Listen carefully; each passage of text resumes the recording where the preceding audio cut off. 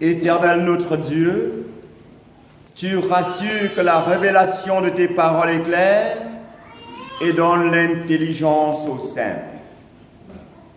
Par ton Saint-Esprit, révèle-nous ce qui est utile pour être des acteurs de la réconciliation, des porteurs de paix. Au nom de Jésus, le Prince de paix, nous t'avons prié. Amen. Ézéchiel 33, versets 7 à 9. Et toi, fils de l'homme, je t'ai établi comme sentinelle sur la maison d'Israël. Tu dois écouter la parole qui sort de ma bouche et les avertir de ma part. Quand je dis aux méchants, méchant, tu mourras, si tu ne parles pas pour détourner le méchant de sa voie, ce méchant mourra dans son iniquité et je te redemanderai son sang. Mais si tu avertis le méchant pour le détourner de sa voie et qu'il ne s'en détourne pas, il mourra dans son iniquité et toi, tu sauveras ton âme.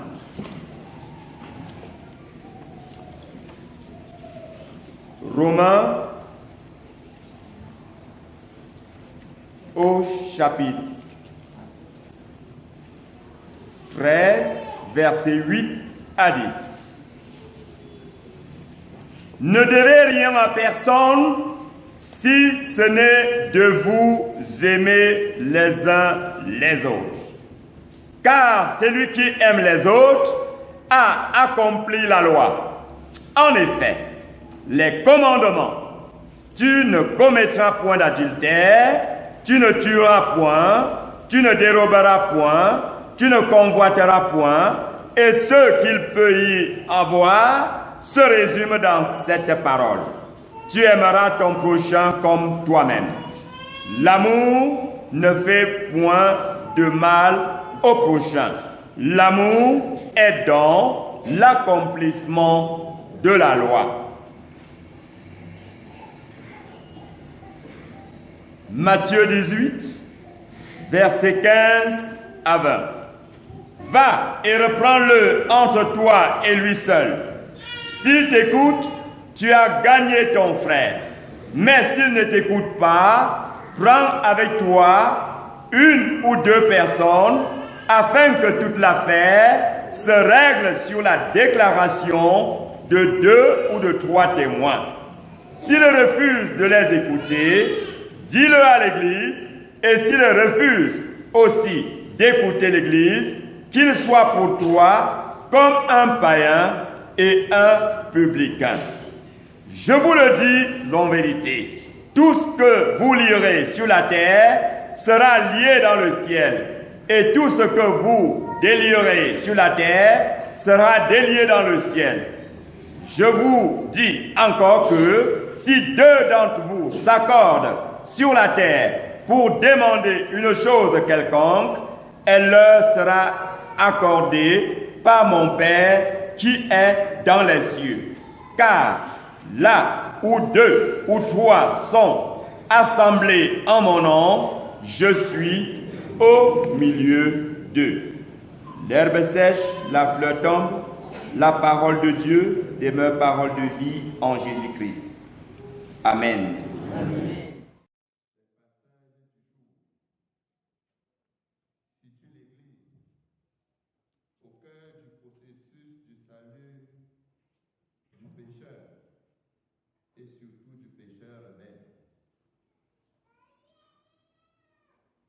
Et on se demande si l'Église a un tel pouvoir de lier et de délier sur terre avec effet immédiat dans les cieux. N'est-ce pas là un véritable risque? Lorsqu'on sait que l'Église est faite des hommes, ne doit-on pas simplement risquer de voir les hommes de l'Église envoyer certains en enfer directement. Puisque Jésus dit que l'Église a le pouvoir de lier et de délier, avec des effets directs dans les cieux. Mais à l'analyse, on se rend compte que Jésus accorde un tel pouvoir à l'Église après un long processus. Un processus qui inclut le pardon, la réconciliation et surtout l'amour. Et au sujet de l'amour, l'apôtre Paul rappelle aux êtres humains, et plus particulièrement aux chrétiens, que la seule dette qu'ils doivent avoir entre eux, c'est de s'aimer les uns les autres. En effet, sans l'amour, et cet amour-là, ni la sentinelle, ni le disciple du Christ ne peut effectivement réaliser la mission pour laquelle Jésus l'a envoyé dans le monde. Dans l'Ancien Testament, dans le texte d'Ézéchiel, Dieu prescrit à son serviteur une mission délicate. Avertir le pécheur, mettre le pécheur en garde. Vous ne pouvez pas vous approcher d'un pécheur si vous ne l'aimez pas. Quelqu'un qui par nature fait ce qui est contre la société et contre vous, pour l'approcher, il faut l'aimer. C'est pour ça que Dieu demande à Ézéchiel de lui ressembler, lui Dieu, qui aime le pécheur, même s'il hait le péché. Et à ce niveau, l'apôtre Paul recentre tous les chrétiens sur l'amour qui doit être de sauver de leurs enfants. C'est donc animé d'un amour vrai que le missionnaire Ézéchiel doit aller vers le pécheur. C'est animé d'un amour que le disciple du Christ, que vous et moi nous sommes, doit aller vers le pécheur. Et lorsqu'on lit le texte de l'Évangile, on voit avec Jésus-Christ que c'est un rebelle. Ce n'est pas un pécheur simple. C'est soit un enfant rebelle de la maison, soit un époux rebelle, soit une épouse rebelle, soit un délinquant de la société. Puisque Jésus dit, vous allez seul, il refuse. Vous allez à deux, il refuse. Vous allez même à l'église, il refuse. Il s'agit d'un rebelle. Il est question de l'amour du pécheur. Même si la Bible nous demande de haïr le péché ou de le fuir selon les cas. Ainsi, lorsque Dieu a envoyé Ézéchiel,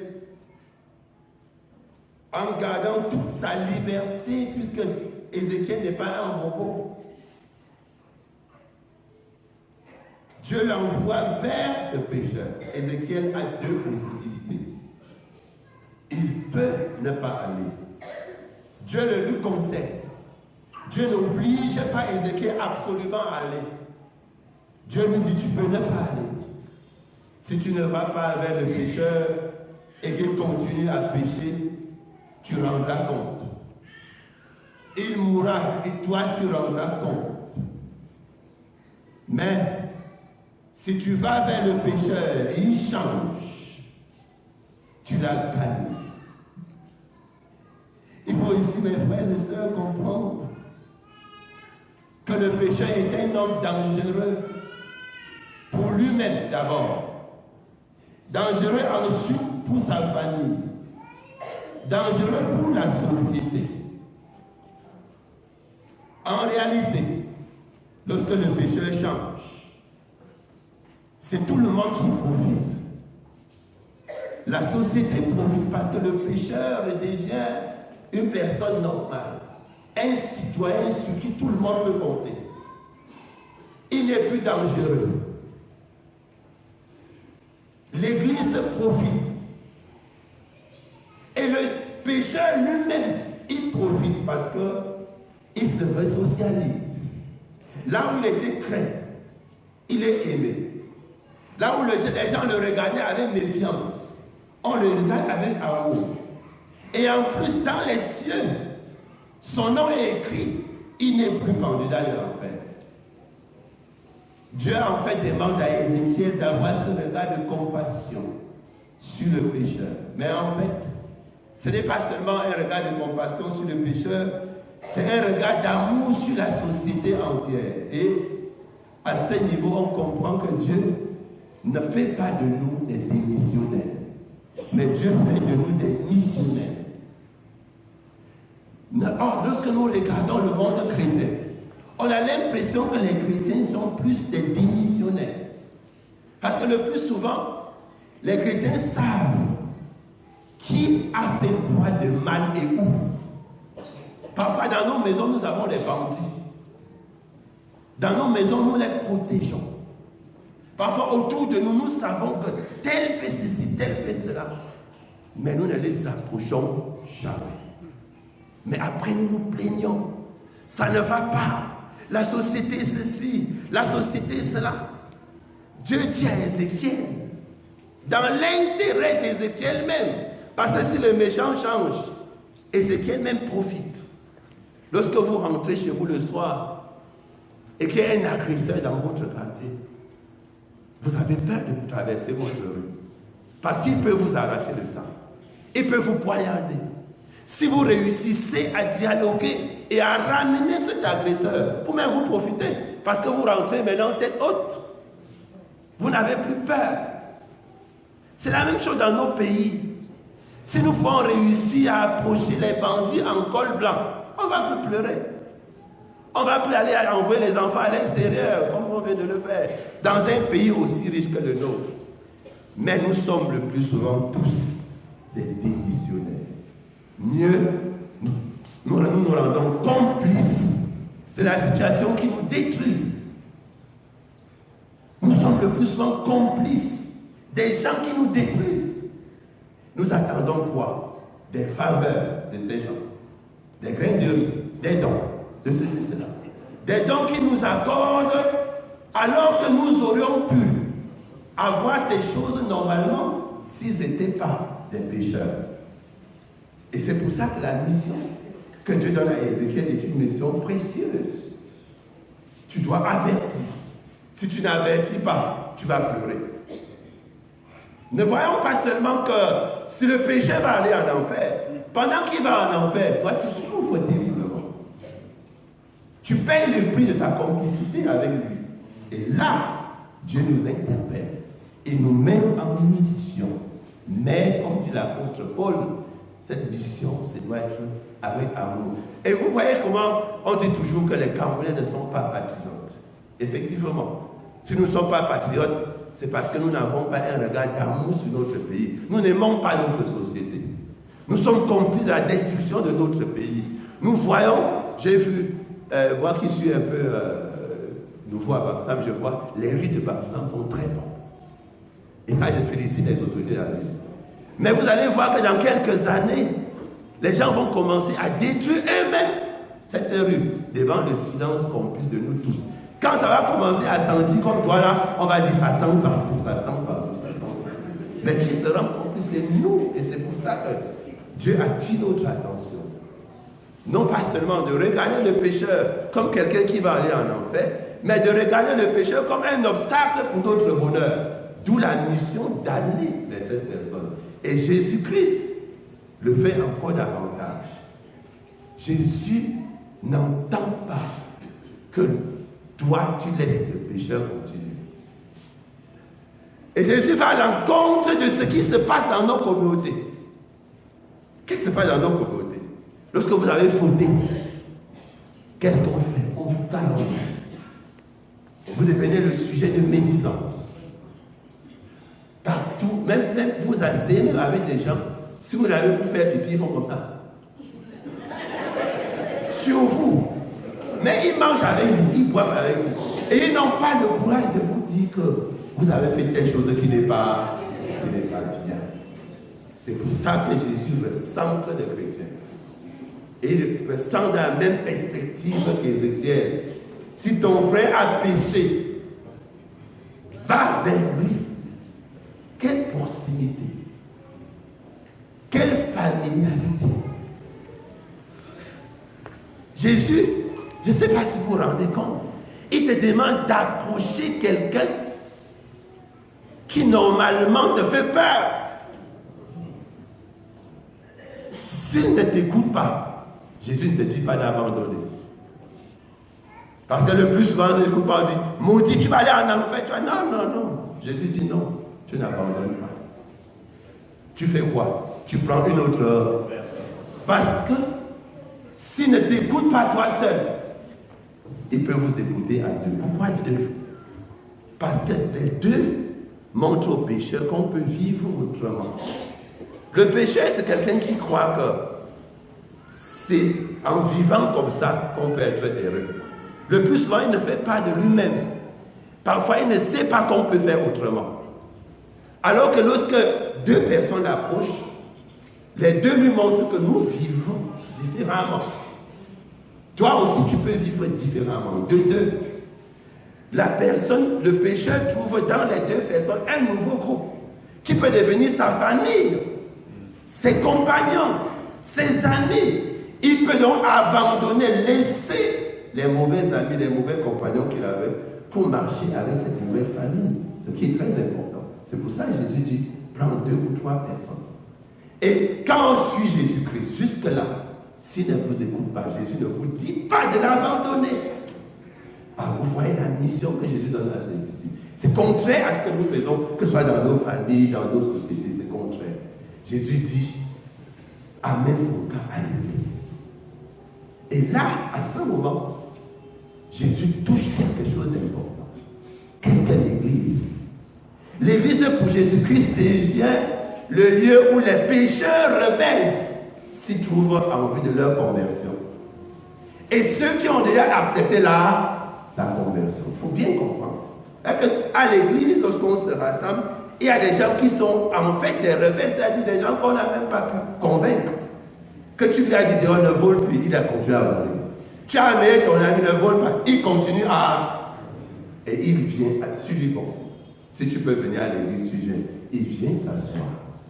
Lorsque Jésus le dit, tu l'amènes à l'église. Parce que l'église a ses prières. L'église prie. Et grâce aux prières de l'église, beaucoup de gens changent. L'église a sa parole, la parole de Dieu. Or, la parole de Dieu n'est pas la parole d'homme. Là où la parole d'un homme ne peut pas, la parole de Dieu peut briser et changer. Par le miracle du Saint-Esprit. C'est pour ça que Jésus dit, amène-le à l'église. Il faut donc comprendre Jésus. L'église devient donc une barque dans laquelle il y a tout ce monde.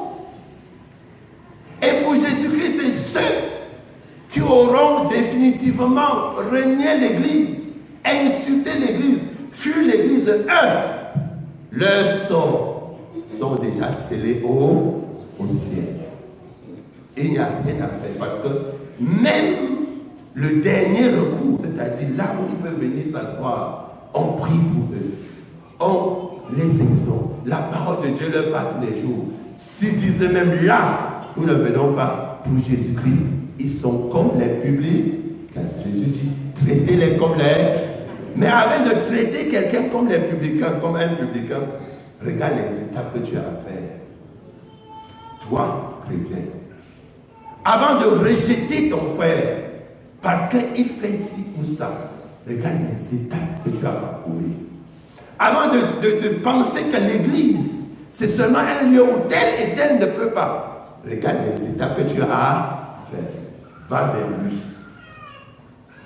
Et pour aller, l'apôtre Paul dit, il faut que tu l'aimes. Parce que si tu ne l'aimes pas, tu ne peux pas. Si tu ne l'aimes pas, tu ne peux pas lui parler. S'il faut amener quelqu'un à changer, il faut que tu aimes cette